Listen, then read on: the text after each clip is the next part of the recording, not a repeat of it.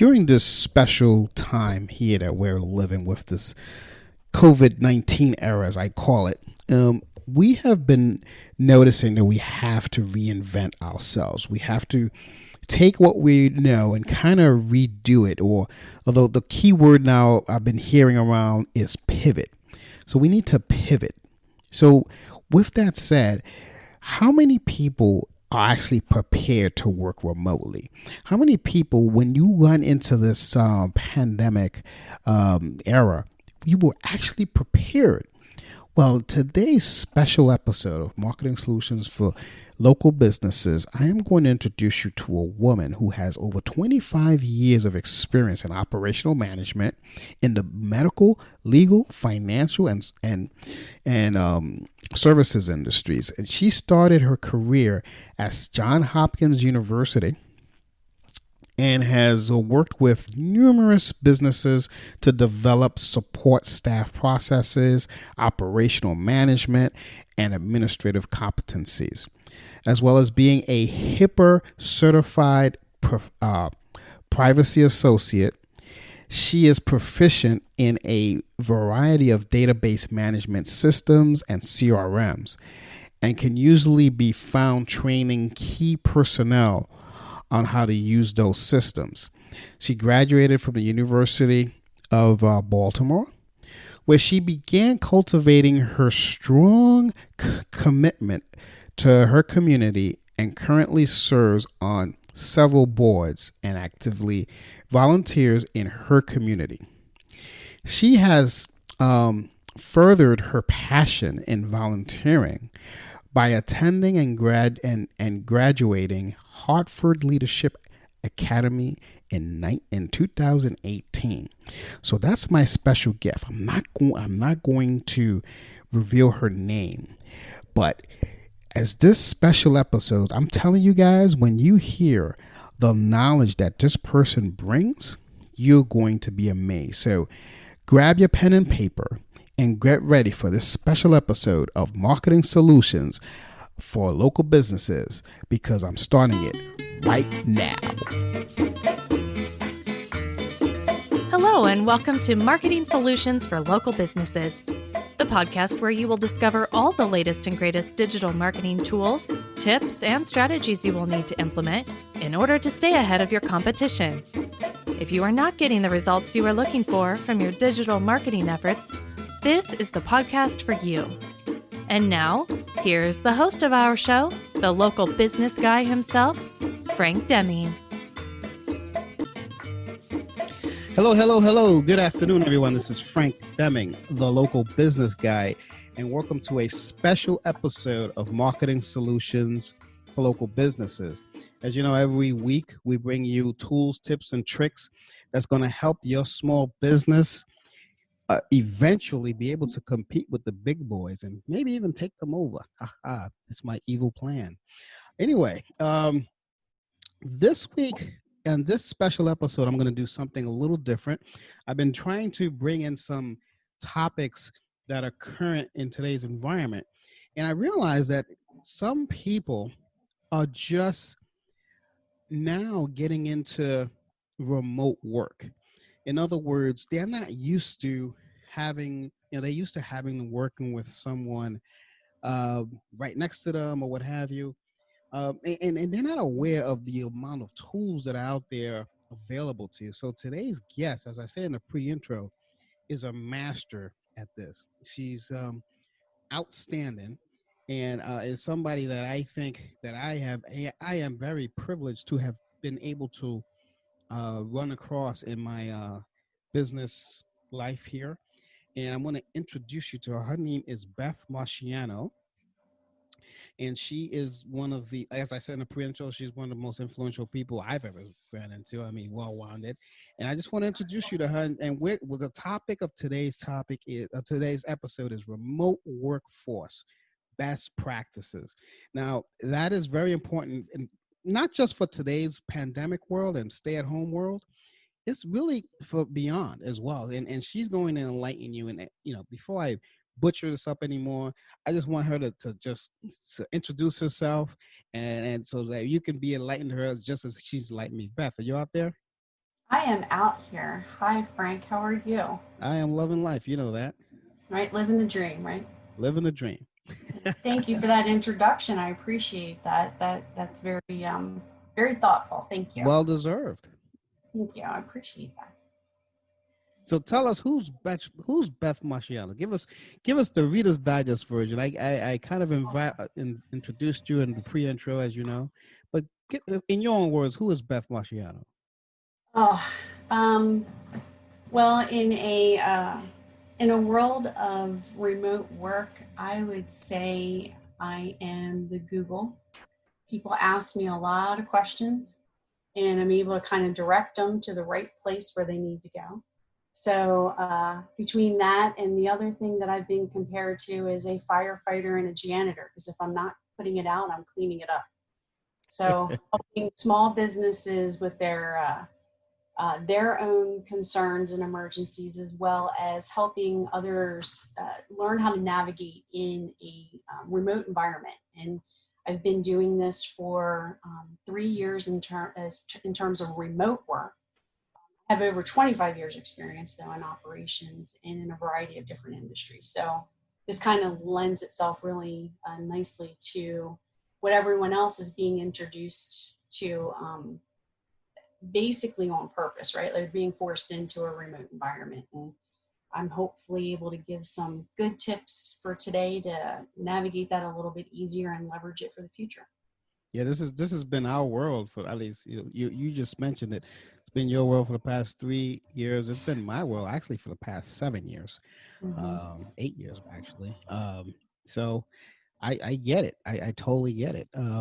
But anyway, I want to talk to you about, like I said, the topic is remote workforce best practices. First of all, before we even talk about that, what is a remote workforce? Can you enlighten my audience on that? Oh, absolutely.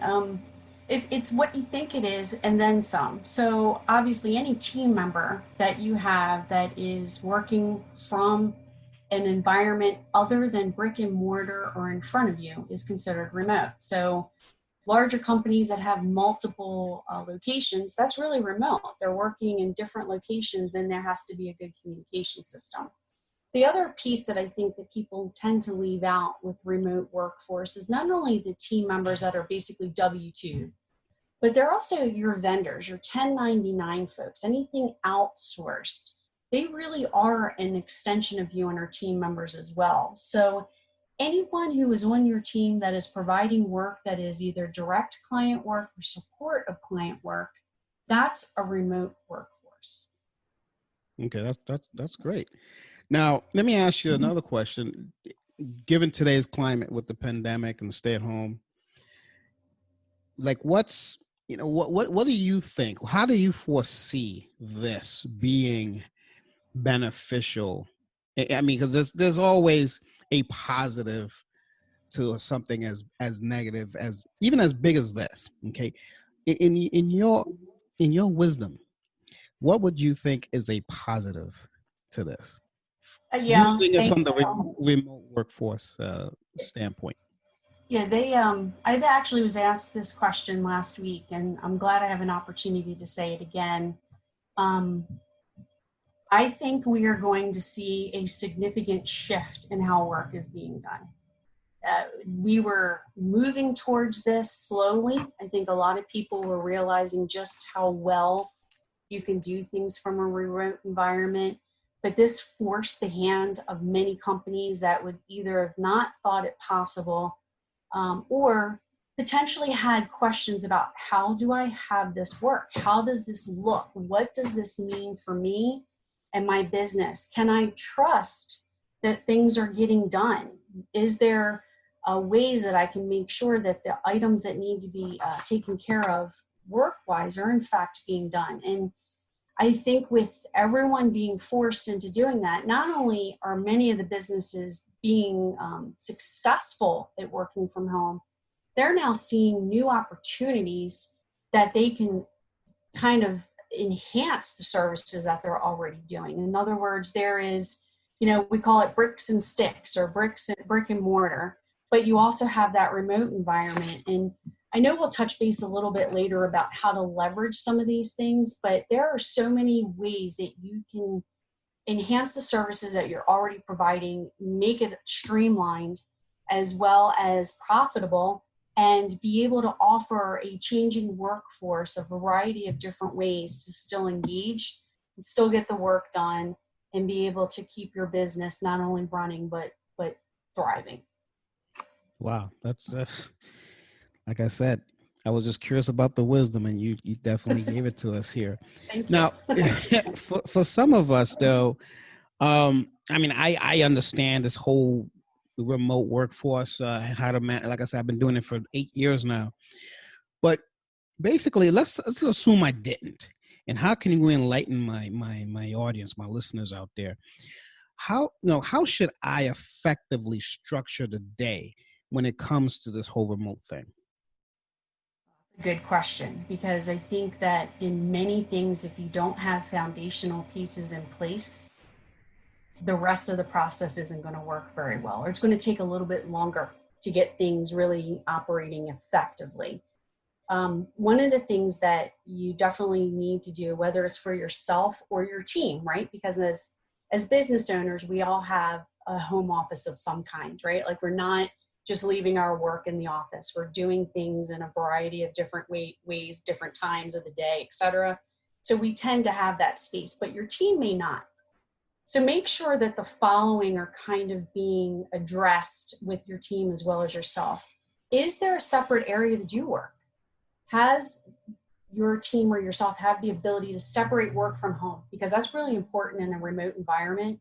You don't want to live, work, and play in one room. You want to have that break and be able to get away and do things that are, very focused on work, as well as just focused on, getting that break from work. So is there a separate work area? And in that area, make sure that you have the supplies and materials needed to do the job handy, right there, making sure that all the items are easily accessible, I guess is the best word. If you can have a room with the door, even better, because that minimizes distractions. But of course, you have to make do in this environment. Then you make do. Right.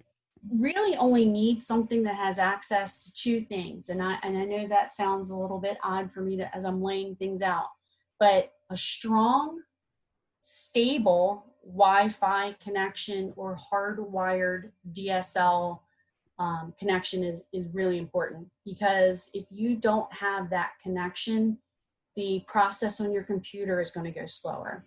You're going to be working more at trying to get things up and running. They're going to be buffering a lot depending on the types of platforms that you use.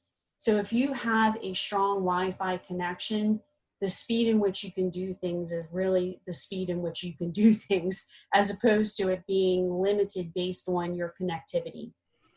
Just on that, before I'm sorry to interrupt you, based on that, like I would even consider, because I've experienced this myself when I was in a household full of people, I would even consider an additional Wi-Fi connection and solely connect to that for your work computer. That will limit the amount of buffering and all that kind of stuff. Just as an aside, I don't want to throw you off, but I just wanted to throw that in. And there are a variety of different internet providers that are actually, even though they may not be able to come out to your home directly, are sending kits and doing walkthroughs with you in order to install it, so you have that availability right away. But that's a great idea, especially pandemic wise, because being in a remote work environment and you're just working, that's one thing. When you have other users on your system, such as partners that are working from home themselves, or school-age children who now smart have TVs, right? Netflix and chill. right. Any of your connective systems, and we're going to Nintendo Switch. Let's throw that out there. All of your gaming systems. There's other reasons why you may want to have another dedicated line, but there are a variety of ways that you can get that even now. Although a lot of businesses aren't necessarily coming into your home, they do have a good support to be able to help walk you through that. But I would recommend that as well. The other thing, so besides the Wi-Fi connection, is the device.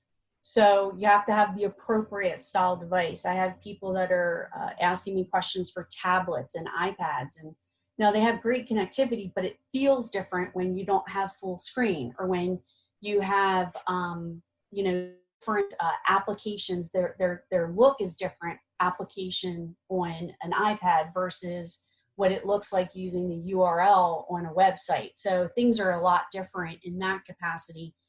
So you want to have the appropriate device that gives you every tool possible with that platform. When I'm on my phone and I'm on, let's say we're on a Zoom call, or we're doing some platform work with the remote collaborative tools that we have, they're not always in the same menu area. So again, sometimes I'm stumbling where, oh, yeah, I got to go here to do it, as opposed to where I'm normally doing it on a laptop.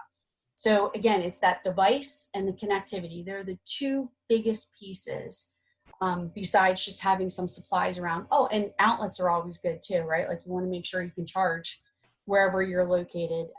I've found a number of people who like to sit on their couch while doing stuff, but they don't have a outlet near them, and then they computer drains, because video conferencing takes up a lot of your battery life. So just keeping those things together kind of helps you structure things a little bit better. But you also want to have a structured work day. So not only do you want to have a nice little setup, right? Even it doesn't have to be a large space, it's something. You want to keep a regular schedule and routine, and not so much that 9 to 5 schedule and routine, because that does not happen in a work at home environment. Just keep that in mind. Your work day and remotely is not mirrored by the same work day in a 9 to 5 office setting. Don't I know it? Right, it's very different. You have different breaks in your day. People who work remotely tend to work as soon as they wake up till the time that they go to bed, with intermittent downtime, just because something comes up and they need to take care of it, and it's easier to do it at night because of less distractions or less people on those devices, etc. But try to keep a regular schedule, though, in as much as I know I can reach my team members from X time to X time, and they can reach me. My clients can reach me from X time to X time, and this is how that process works, and we let them know. But the other thing that you definitely want to do is schedule your tasks. It's just like going in the office and other things are being piled on you on your desk. Same thing will happen at home. If you do not schedule to get something done, it may not get done because something else that is perceived to be more important comes up. You take care of that, or it's low-lying fruit and you know you can get it done really quickly. Then all of a sudden you're backlogged on something that's incredibly important, stopping other team members from doing work. Remember, a lot of the things that you're doing is then pivoting for someone else to take up the reins and do the remainder of that work. Right. And one other tip that I would say in terms of getting your like your home space or your structured day, even though you want to use the correct device to give you as much opportunity as possible, you do want to have your applications downloaded to all of your devices in case there is a connectivity issue and you need to jump on your phone, or you need to get on your tablet or iPad instead of your laptop. The things that I am hearing from a number of people in the IT industry are computers are overheating because we're on them a lot more than we were when you're in an office, you shut down and leave for the day. So people who are using their personal computers, they're overheating because they've been on the entirety of the time, or their fans running too much. So you could lose connectivity, or your computer could crash in essence. So make sure that you're mirrored so that you don't have to worry about, oh my goodness, I need to get back on that call. Now you have to download an app, you have to upload your information. Like, it just streamlines that service a little bit better for you if you mirror that as well. Wow, it's awesome. I mean, it's I hope you guys are taking notes with this, because like I said, she's going to enlighten us with all of this. Okay, so that leads me to something else that I want to talk about. So, you know, again, a lot of these people have never done any of this, and quite frankly, although I stumbled upon working from home and working for myself remotely, I don't know if I have it down right. So I'm going to take my note and paper, my pen and paper out right now and start taking notes myself, because I know you're going to just blow this out of the water. But out of curiosity, like, what kind of policies should we have in place if we even allow our team to work remotely? Because remember, a lot of these people have never done this before. So let's see what kind of policies. I'm going to check my notes to see if I have it structured, but I probably don't. But what kind of policies do you suggest that we have in place when you want to have somebody working remotely, not just now, but also post-pandemic years? So, this is the new normal. So what do you should have in place? And by policies, I mean like communication, report structures, etc., that kind of stuff. Sure.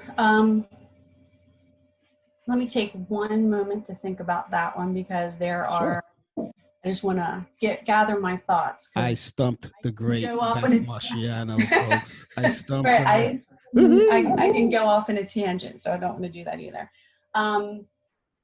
So again, communication and reporting are probably the two biggest things that you need to be concerned about. And one of the things that I would say, let's break down communication first, because I think communication is multiple parts. You want to stay connected to your team, and I don't mean work related. You want to stay connected to your team to make sure they're doing okay. Even outside of pandemic, you don't get that water cooler talk when you are not in the office anymore, right? Like, so you want to stay in touch with them in terms of, are there something that they're struggling with? Is there anything that could be preventing them from also doing work? And is there a way that you can assist them? Because at the end of the day, even the most problemed employee, you want to be successful because it means you're successful. So checking on them, even if it's just a weekly touch or a email, a chat message, a text message, something that just says, hey, I'm there and I'm thinking of you. I want to make sure everything's going okay. Because you can get a lot more information when you're empathetic and you're asking that question and being able to understand things. And again, I have this funny virtual background that I know I've talked to you about a little bit, Frank, which is I can say I'm fine, but then there could be a fire going on behind me, right? But you're hearing that I'm fine, but you're not seeing it. You're not diving into the question. So what are some of those challenges that your team may be facing right now? I mean, one, they could be struggling with having to remote teach their kids, right? Like that could be a huge struggle for some folks. Some are confined by themselves right now, so there's that lack of communication because they don't have someone with them. They're not quarantined with anyone else that they can talk to. I mean, we could have like a Wilson situation from Castaway. They could be talking to a volleyball by the end of this. And there is just fatigue of being on webinars or being on conference calls because people are trying to stay connected. But I had this explained to me, and I think this is brilliant to think of it this way.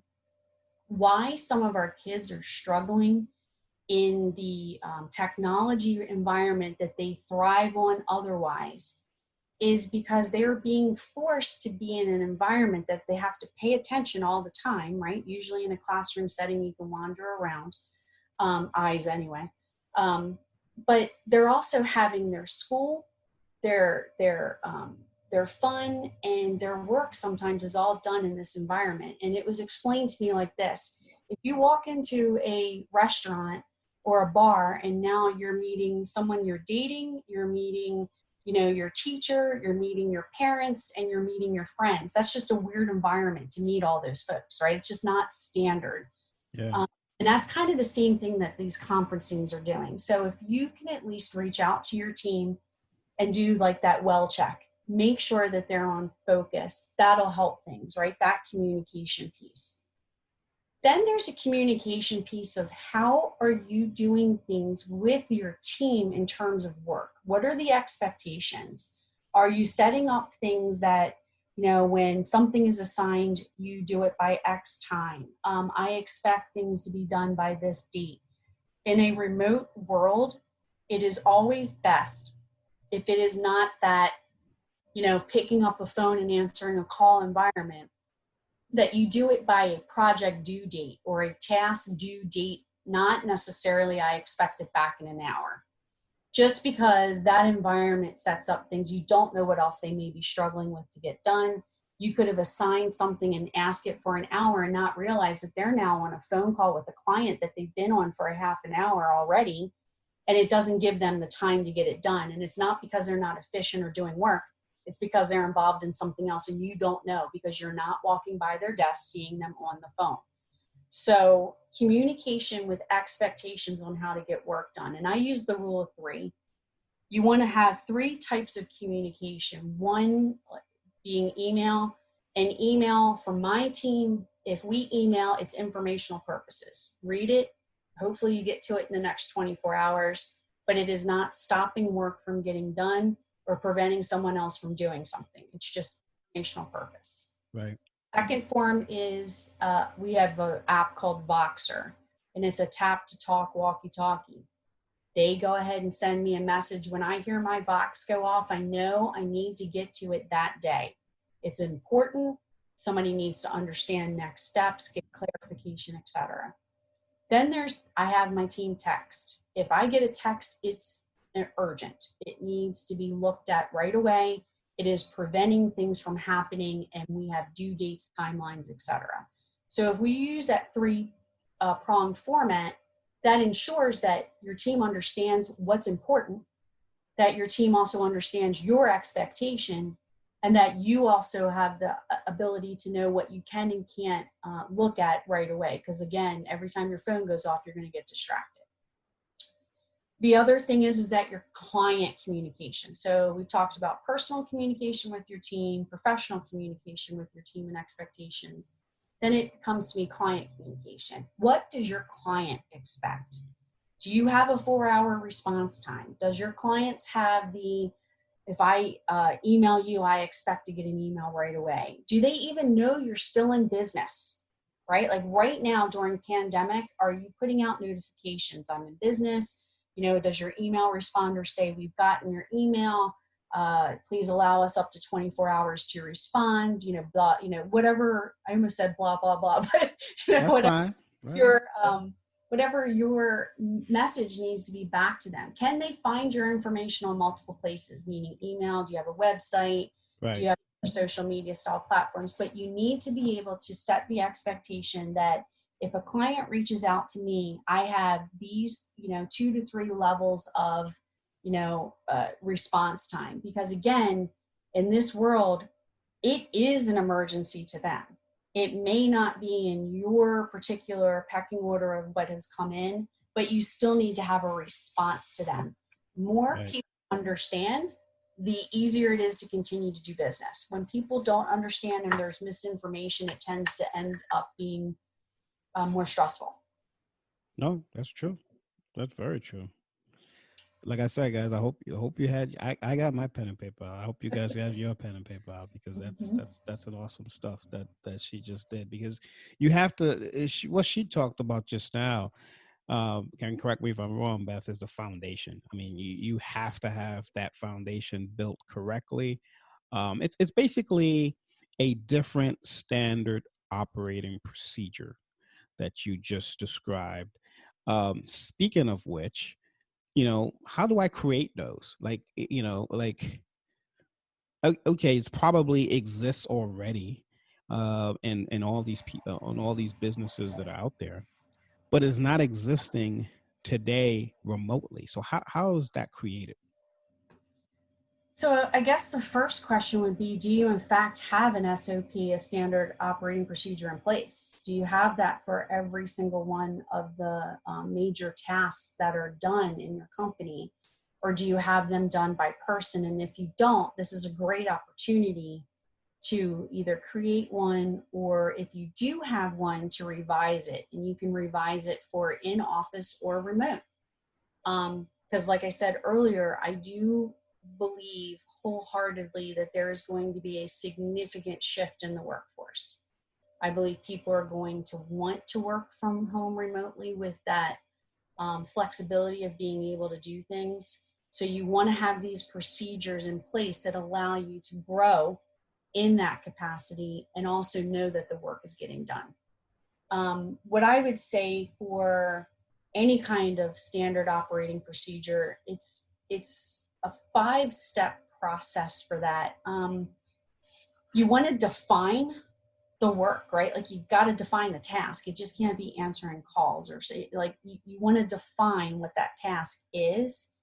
And then the next step would be identify who is supposed to be the one doing it. And if it's more than one player, then note that, but who is supposed to be. And then really you want to observe the task first, right? You want to see it in action, because I'm personally a huge visual person. However, I know remotely it's hard to do.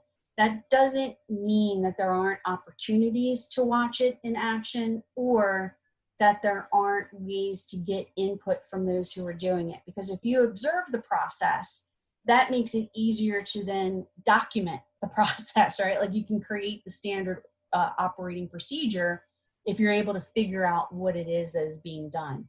And by observe, what I mean in a remote world is there are video conferencing and you can record. Like I can literally right now, just on my own, go into my personal video conferencing platform, record what I'm doing, and then submit it. And anyone else can take a look at what I've done, and that can kind of create that procedure.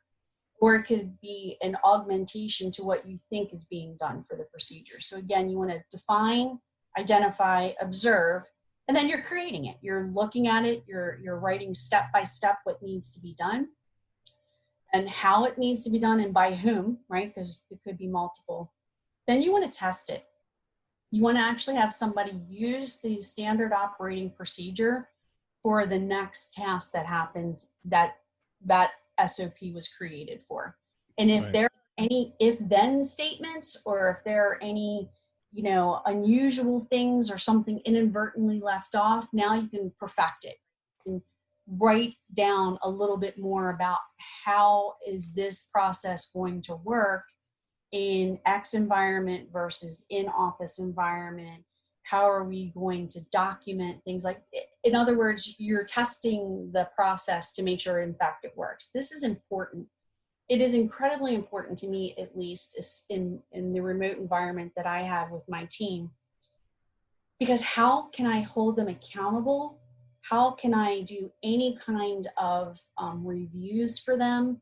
How can I measure their effectiveness at their role if I'm not giving them the proper procedure to follow in the first place?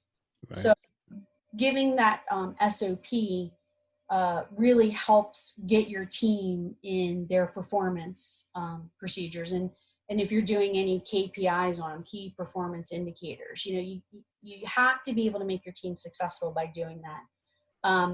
And if there are some scenarios that people can come up with, like even if it's, we do it this way in office, but this way remote, and then there are several different scenarios, you can include those as a special note or a byproduct. But, you don't have to recreate policies in that case, but you do want to have it documented somewhere. And it helps also when you have a onboarding. When you bring on an employee, it makes it very easy if they can follow the bouncing ball, right? Like that just is only going to help you in the long run.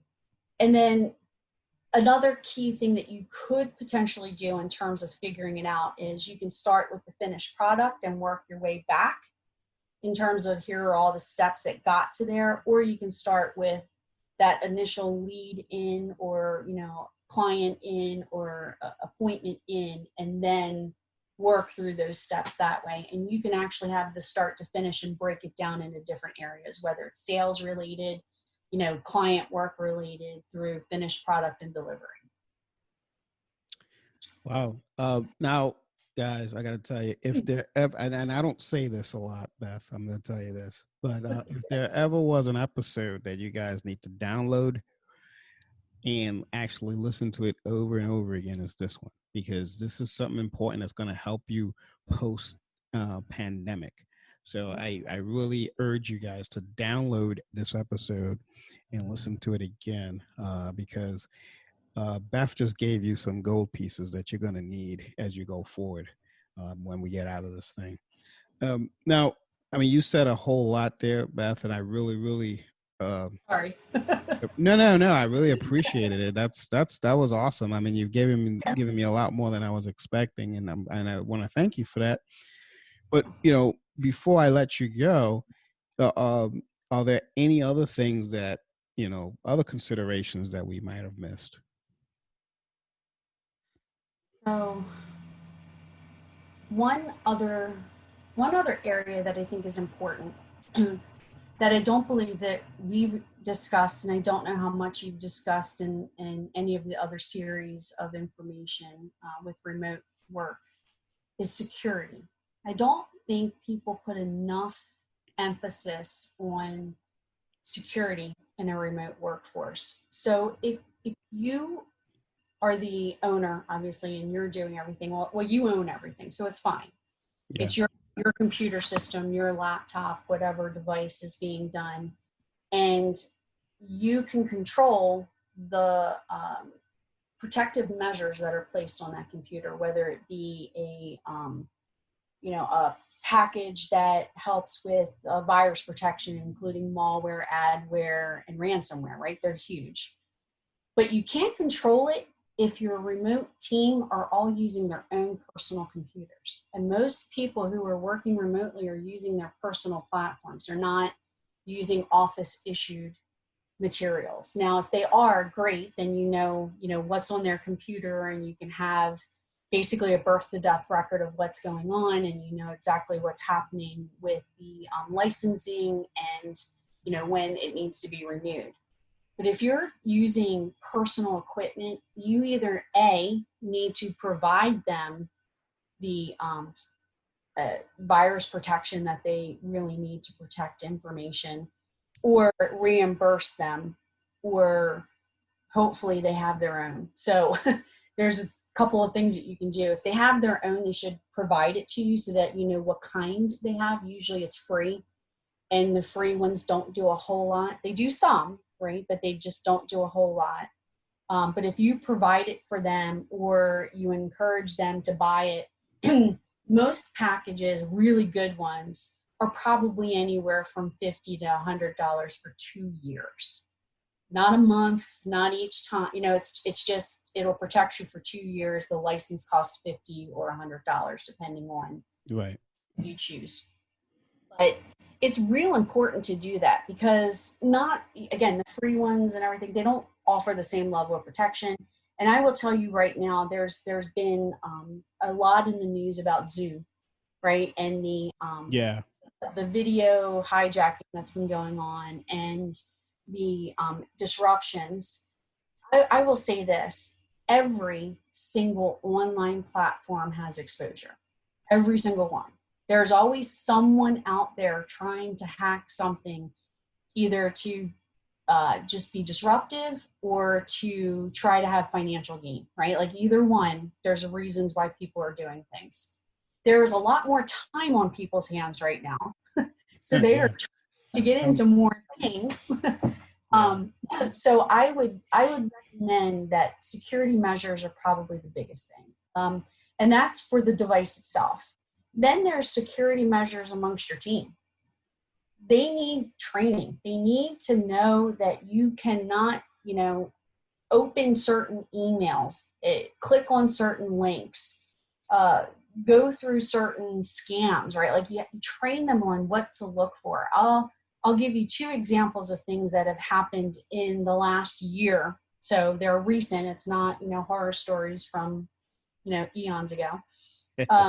One of my clients who their email address has LLC in the end. So it was their first name, their business name, LLC.com. So the person who is phishing, right, they or cloning, like whatever you want to call this particular one, basically created a new email address and added an extra L in the LLC, was able to copy and paste, which I can do pretty easily too. So that should scare you right there, Frank. That paste from websites, make it look like it's an official email coming from them, and requested money to be transferred for the payment of a new vendor. So the accountant got the email and put it through.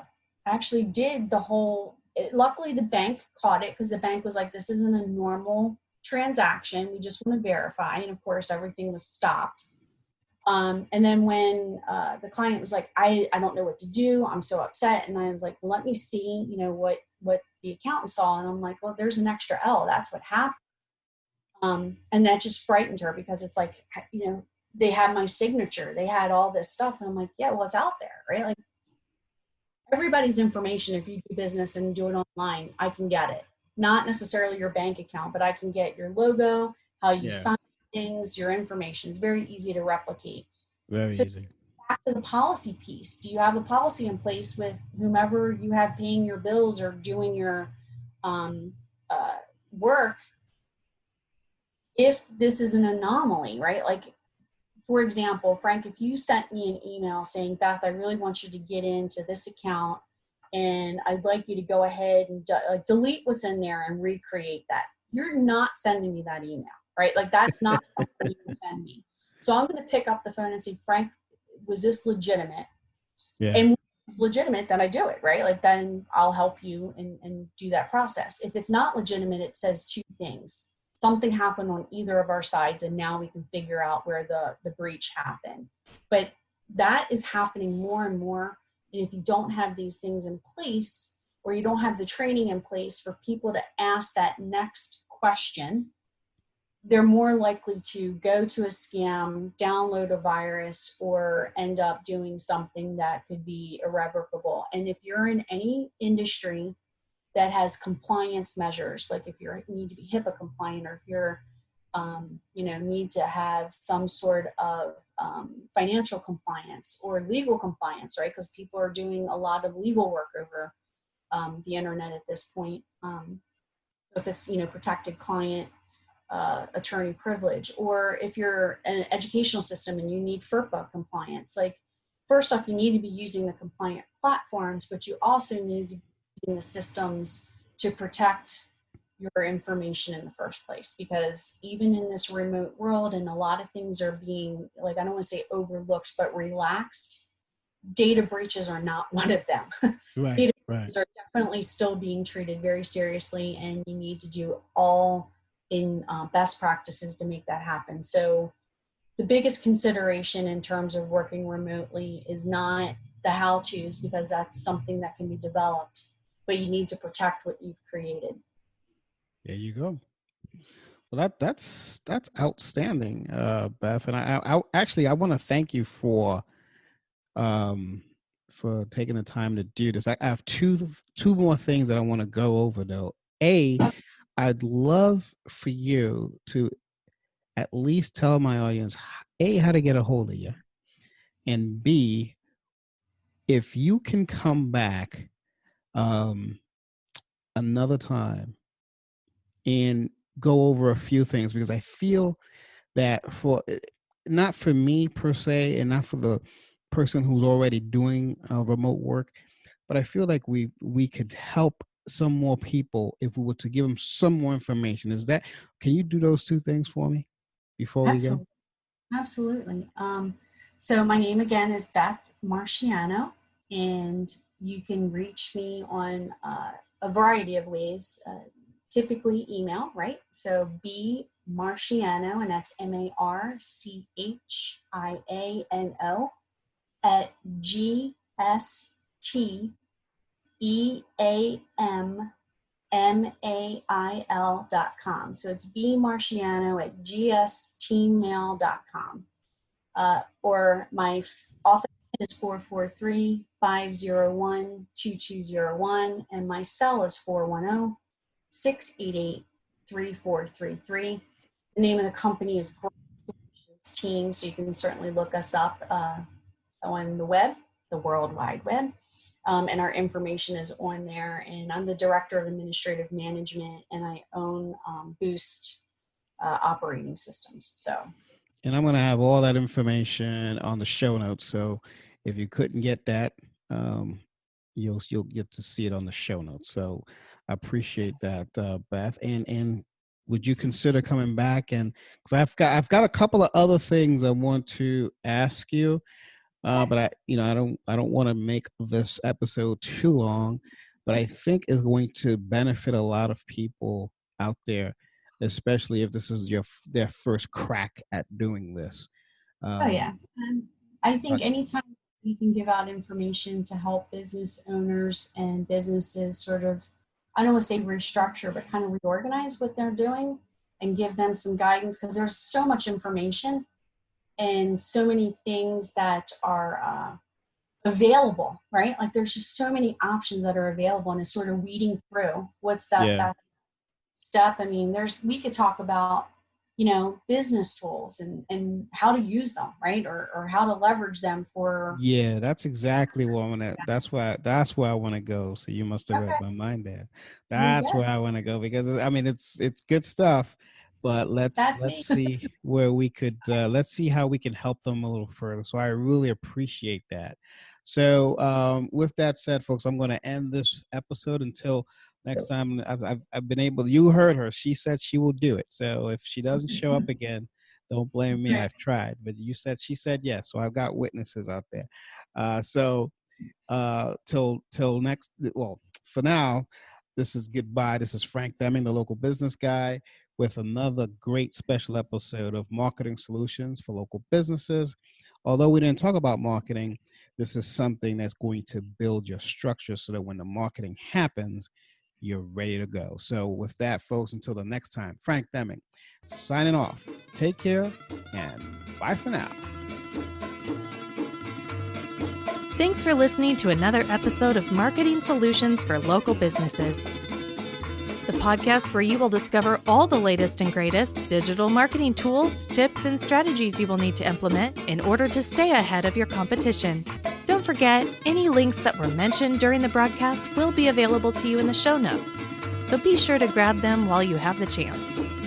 Incidentally, if you have any topics that you would like for us to discuss on the show, be sure to send an email to the email provided in the show notes, or click the Contact Us link and let us know what topic you would like us to help you with, and we'll be sure to add it to our schedule. If you would like for Frank and his team to look at your digital marketing presence and give you a free evaluation, simply click the Request a Free Consultation link in the show notes to get a hold of them. That being said, until our next episode, make it a successful digital marketing day. Peace out.